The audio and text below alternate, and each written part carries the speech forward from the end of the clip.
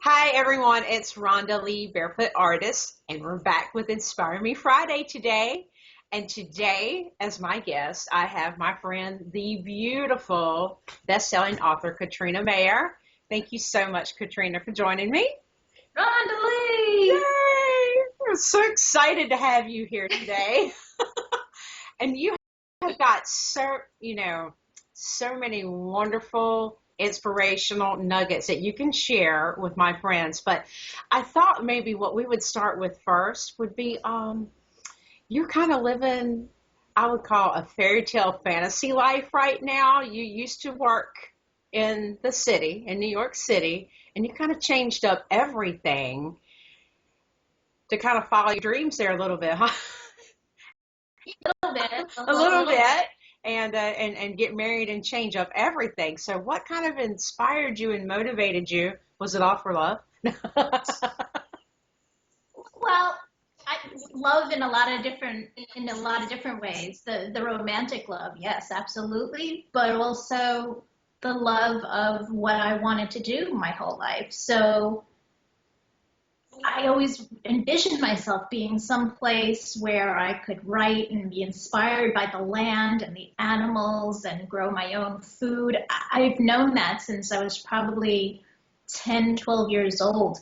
My parents and I would sometimes drive places that were very secluded, and I would fantasize about what it would be like to live somewhere where nobody even knew you were there, or if they did, no one would, bother you. You would just be there to be creative and be inspired. And I always knew I wanted to be a writer.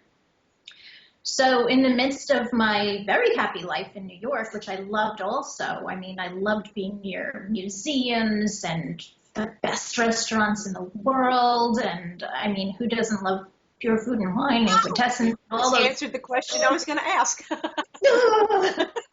Aren't they so good? So good. And all that good stuff. And I mean, I had an amazing life in New York, a wonderful job with people who are family. I made a good living. Everything was idyllic there.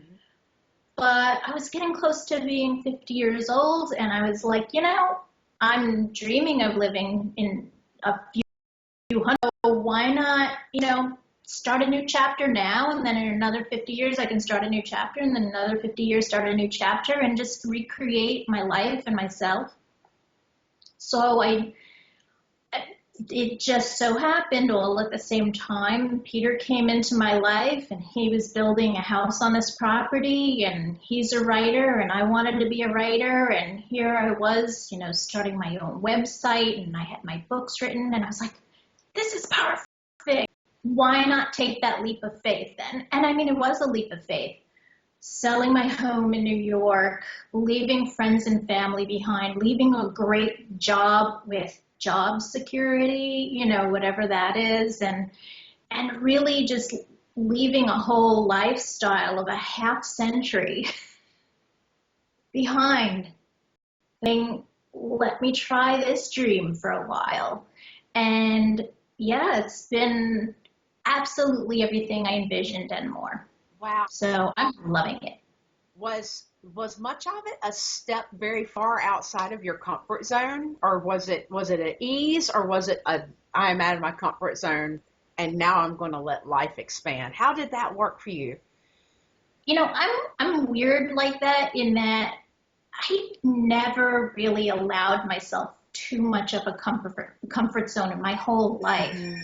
When I was a little girl, I was a model, and I was in front of cameras, and I was in front of people, strangers, and auditioning and doing that stuff. I was a musician for a lot of years. So you're on stage, you're playing to audiences of hundreds, if not thousands of people. My comfort zone never really existed. There was no place that I thought was my comfort zone, except maybe at night when a cuddly kitten and a cup of tea. Outside of that, everything was my job at the bank. It was constantly being given new and challenging things to do. So there was never this place where I said, this is my comfort zone. So I'm not even, exactly sure what a comfort zone is. So I was somebody who was always saying, okay, well, you've done that. Now we got to try something else. You've driven this road 200 times. Now let's drive another road.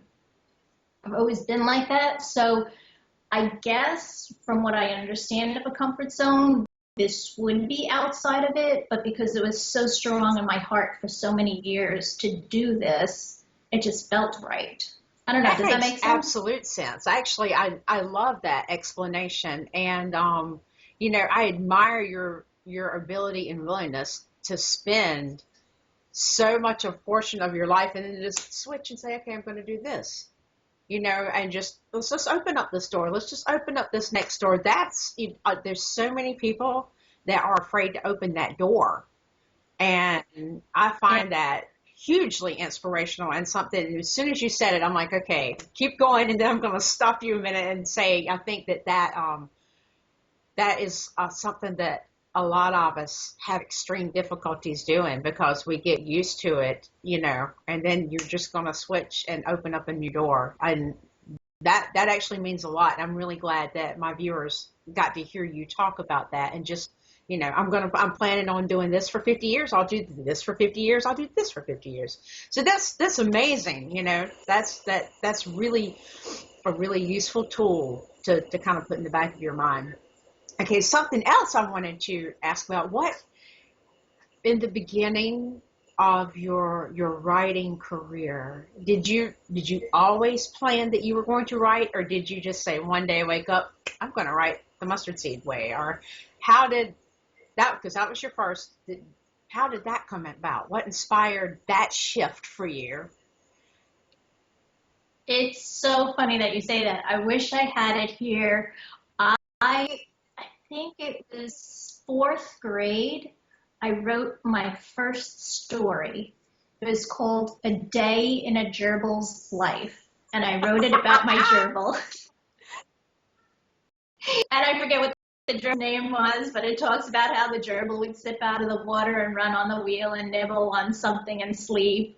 And I was hooked from that point on. I knew I wanted to write. Not only did I want to write, but every book I read was another inspiration for me to. I read books like people eat. I was a nonstop reader, and it inspired me. I was like, these people are creating worlds. They're creating entire, amazing, imaginative places for me to visit and to be, and feelings and all of that stuff. And it felt so powerful and wonderful. So I always knew I wanted to be a writer. And I used to journal from, I still have, I think I still have some of my diaries from fourth, fifth, sixth grade, but it was kind of like, I have a crush on Doug, and he met me at the pencil sharpener and gave me a piece of his orange. It's like really. Oh, no, it means a lot. I have mine too, Do you ever read them? Hysterical. Yeah, that whole first crush thing. Yeah. But it was the whole putting the pen or pencil on the paper, moving it around, creating words, and stringing those words together. And I have such a respect for people who can string words together in a way that just make me feel something. I love that. And I love to be able to do that, if for no one else but myself. I got the best compliment after I wrote my first book from my brother, of all people. We're not a mushy-gushy family, and we more than anything, we probably poke fun at each other rather than tell each other how we really feel. But after he read my first book, he said, he goes, it gave me a glimpse into you, and I won't say it made all my problems go away, but it did make me feel better just to read it. And I was like, if I wrote it just for myself and my brother, that was enough. That one feedback from my brother was enough. And so I don't do it just to get feedback from other people, but I'm thrilled that other people are finding my work either through my books or through all my memes that I have out there now, or through Facebook posts, and that maybe it inspires them, maybe it, changes the way they're thinking about something for a moment, maybe it just lifts them out of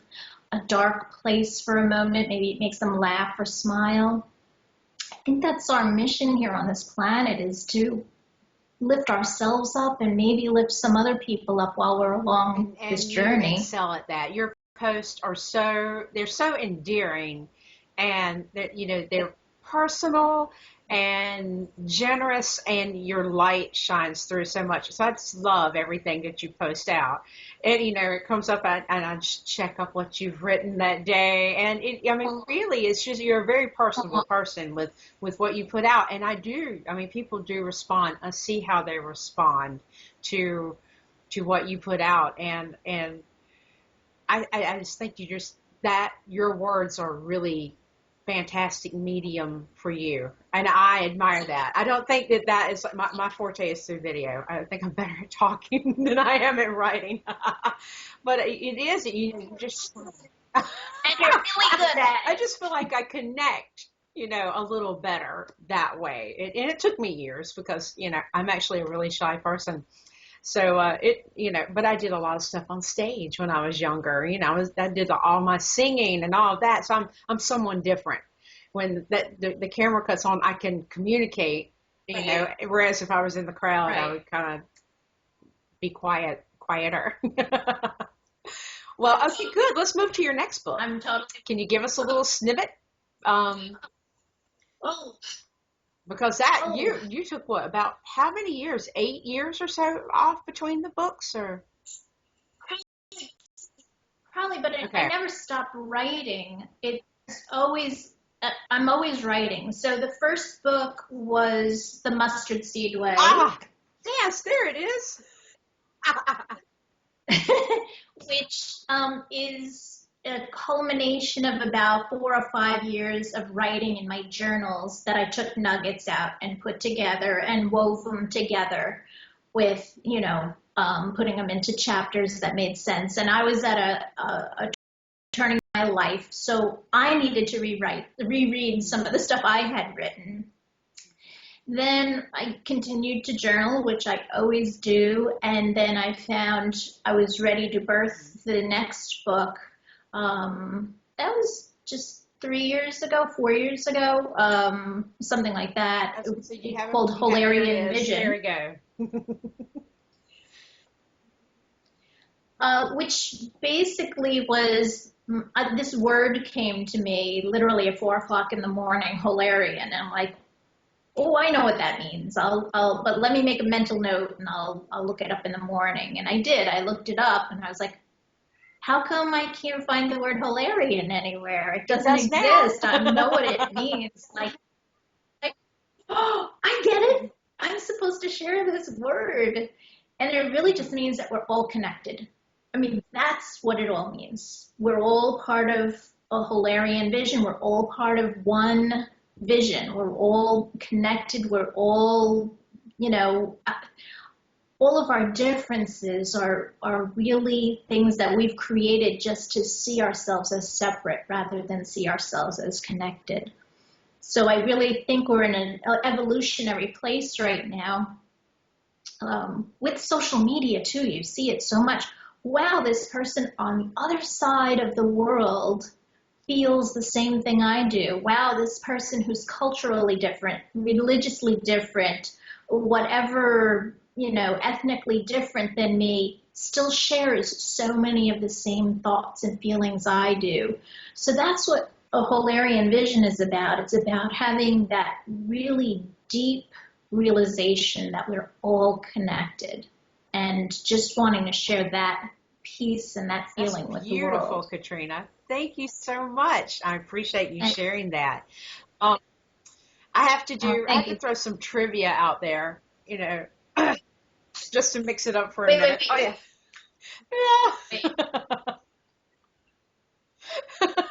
Oh, I got it in my face. Okay.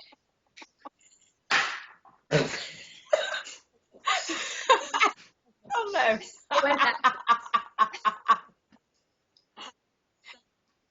how to get some of my spirit mixed into this room Ready here. now? I'm No, ready for you. trivia. Just because this is something I couldn't let go. Your favorite dessert from the raw from Pure Food and Wine. Because this means so much to an interview. Man, The Malamars. I knew it. I knew you had to be a Malamar person. Ah, Oh, and when Sarma posts the picture of the Malamars on her Facebook page, I literally start salivating. I literally have to you know, Sarma, stop it. And the swan greens, a swan green in this hand and a Malamar on this hand, and I'm Heaven. Okay, see, I knew you had to be a Malamar person. That's why I had to ask that because that was so important to share. but only not the normal version, just the raw version of it. I don't even know what the regular raw. version tastes Yeah, like. I've only had the ones from Pure Food and Wine. So Yeah, yes, yeah. we I are. think we're It's so spoiled. good. And now I want one really badly.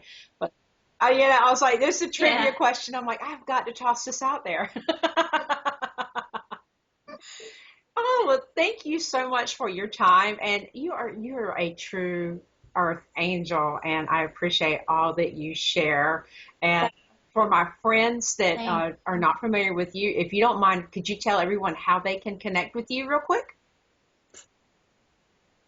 Yeah, wow. That gets more and more complicated all the time with all the different social medias. But I guess the best way to start was with KatrinaMayer.com. So it's